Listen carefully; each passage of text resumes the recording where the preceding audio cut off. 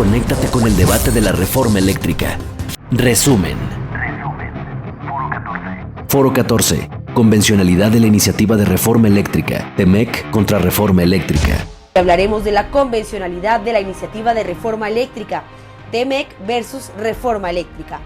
La iniciativa de reforma en materia energética presentada por el Poder Ejecutivo el 30 de septiembre de 2021 ha generado diversas opiniones, pero una de las grandes inquietudes es lo que sucederá con el tratado comercial firmado entre México, Estados Unidos y Canadá y los compromisos establecidos en el mismo.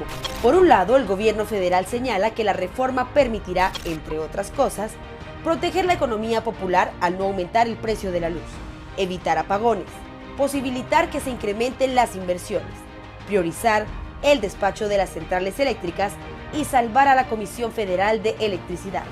Por su parte, la iniciativa privada y autoridades de los vecinos países del norte aseguran que de aprobarse la reforma, se violarían los tratados internacionales que ha firmado México, incluyendo el TEMEC. Obligaría a los inversionistas a acudir a instancias internacionales para proteger sus inversiones en riesgo de confiscación y expropiación directa. Podría acarrear represalias comerciales equivalentes al valor perdido por los demandantes.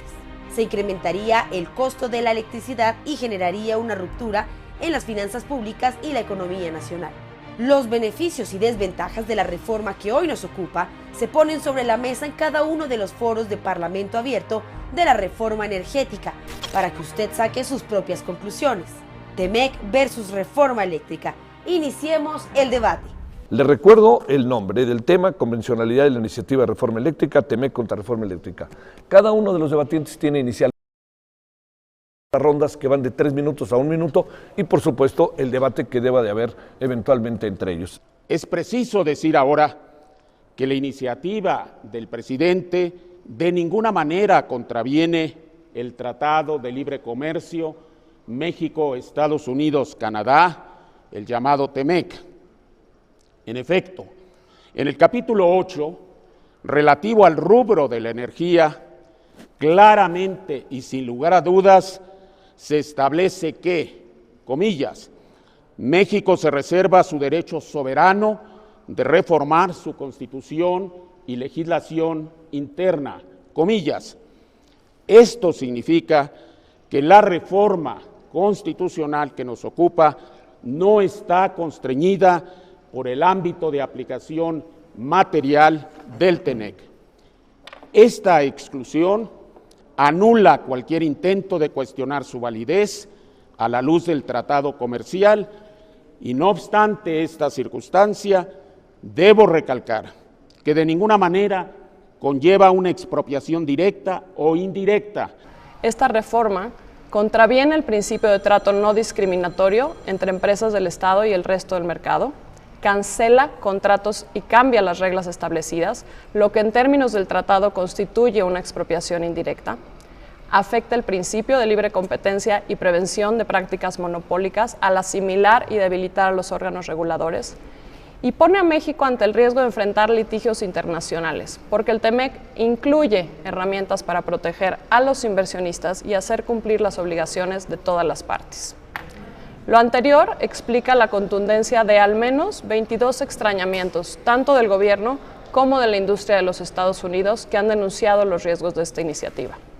Resultado de estas preocupaciones es que durante su visita a México, la secretaria de Energía de Estados Unidos reiteró que la reforma dificultaría los esfuerzos conjuntos en sostenibilidad, pero que si mantenemos y mejoramos mercados energéticos abiertos y competitivos, México puede llegar a ser un líder en energías limpias, crear millones de empleos bien remunerados y una industria de exportación regional. Como se ha establecido en el capítulo 8 del TEMEC, se reservó su derecho soberano de reformar su constitución y su legislación interna.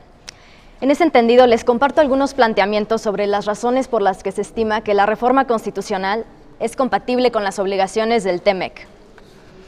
El TEMEC es un tratado internacional que contiene un capítulo específico dedicado a la protección de las inversiones. Ahí encontramos diversos estándares de protección, así como las reglas del mecanismo de arbitraje internacional para resolver las disputas que surjan entre los inversionistas extranjeros y el Estado. Son particularmente relevantes 3 estándares o principios: nación más favorecida, trato nacional y nivel mínimo de trato. Para verificar la compatibilidad de la reforma del TEMEC, se deben evaluar el trato que se les otorgará a los inversionistas de aprobarse la reforma, el cual podemos decir que en primera instancia no distinguirá entre inversionistas de distintas nacionalidades, en segunda será igual que el que se otorga a los inversionistas mexicanos que están en circunstancias similares, y en tercera instancia se hará de acuerdo a los principios de trato justo y equitativo del derecho internacional. Es decir, la reforma no viola el principio de nación más favorecida, no viola el principio de trato nacional y no viola el principio de nivel mínimo de trato. Básicamente los socios comerciales tienen 2 mecanismos para poder acudir a los mecanismos de solución de disputa. Uno son los paneles Estado-Estado, donde nuestros socios comerciales pueden demandar a México por violaciones al tratado e imponer represalias comerciales en los sectores más exitosos de exportación de México, y por otro lado, los arbitrajes inversionista-Estado, donde la experiencia nos muestra que puede haber pagos multimillonarios por la afectación a estos conceptos que se han mencionado, en especial en materia de expropiación indirecta. México tiene la posibilidad soberana de modificar su constitución, pero esto conlleva costos muy importantes si es que al hacer esos cambios se viola el TEMEC. Y el TEMEC es un instrumento fundamental para nuestra economía. Lo que se hizo con la entrega del sistema eléctrico nacional, el mercado eléctrico de los mexicanos, en la reforma de Peña Nieto, tiene que mantenerse en sus términos y eventualmente puede crecer. No es eso lo que se deduce del contexto de la negociación. Lo que se deduce está en palabras categóricas del presidente López Obrador en algunas mañaneras. Dice: cuando se aprobó el tratado, nosotros establecimos que el tema energético no quedara incluido en el acuerdo. Ese es el sentido que le da el Estado mexicano vía el jefe del Estado, presidente de la República, a esta aseveración. Creo que es muy importante entender el costo de decisiones tan serias como la que implica no cumplir con nuestros compromisos comerciales con los Estados Unidos y Canadá puntualmente. Y en el ánimo de lo que tú decías, de cómo ayudamos a los legisladores con la gran responsabilidad que tienen de pronunciarse respecto a esta iniciativa, pues yo pondría en la mesa 2 temas. Uno lo mencionaba Ken, hablar de cambios no retroactivos, que es un principio fundamental del derecho, sino prospectivos, idealmente que estén alineados con los compromisos internacionales de México. Y otro punto que me parecería relevante es escuchar cuál es la interpretación de las autoridades de Estados Unidos y de Canadá y de los expertos, que finalmente pues van a ser nuestras contrapartes. La transición energética, aquí pues CFE tiene mucha energía hidroeléctrica, geotérmica, nuclear, que son energías limpias. Y si tomamos en cuenta que mucha de la inversión privada está en las fuentes eólicas y solares, pues yo veo mucha energía limpia en el terreno de juego.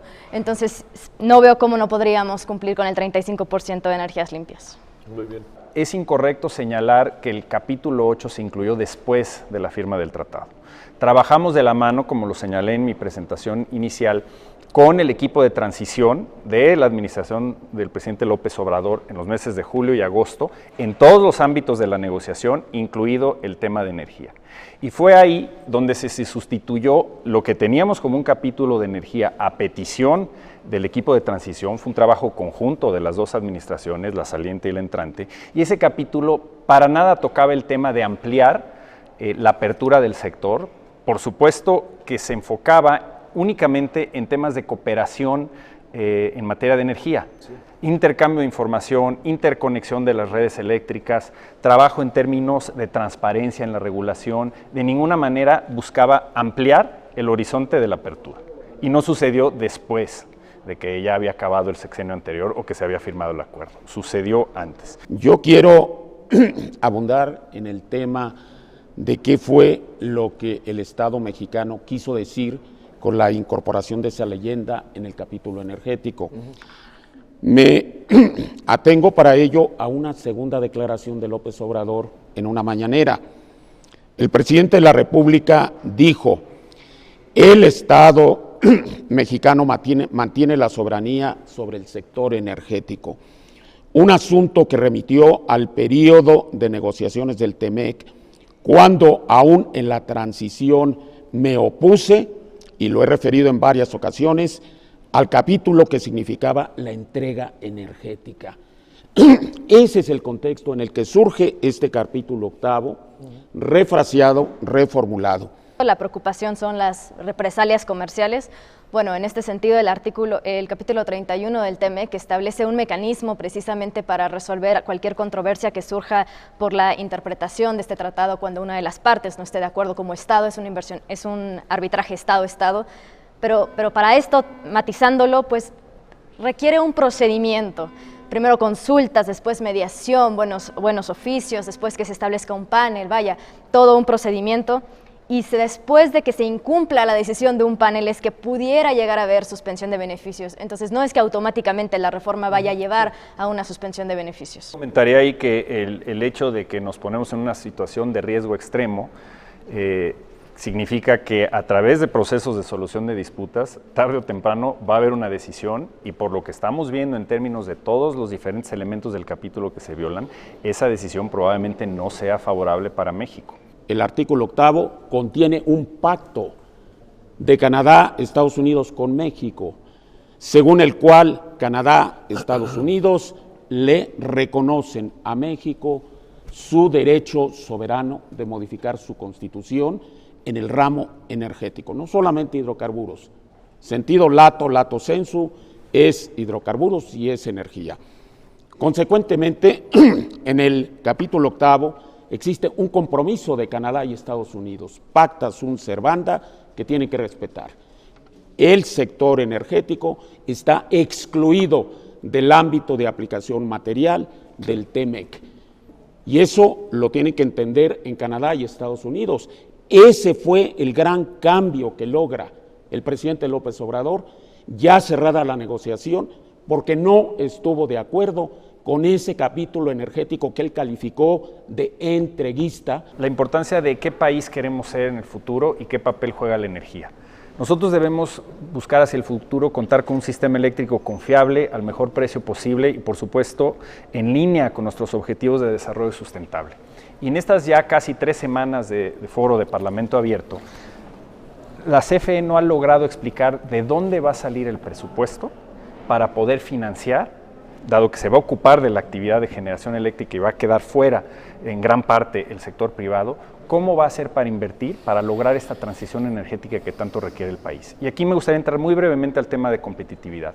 Hay que pensar en la transición energética por el impacto ambiental, obviamente por la cuestión de costos de energía, que las nuevas tecnologías nos permiten bajar los costos e incrementar la competitividad, pero también pensar que las grandes empresas a nivel mundial y los países están cada vez más conscientes de la huella de carbono. Realmente lo que se establece en esta reforma es emparejar el piso de competencia y dejar claras las reglas del juego al dividir los porcentajes. El gran cambio que se está proponiendo ahora es volver a la electricidad un área estratégica.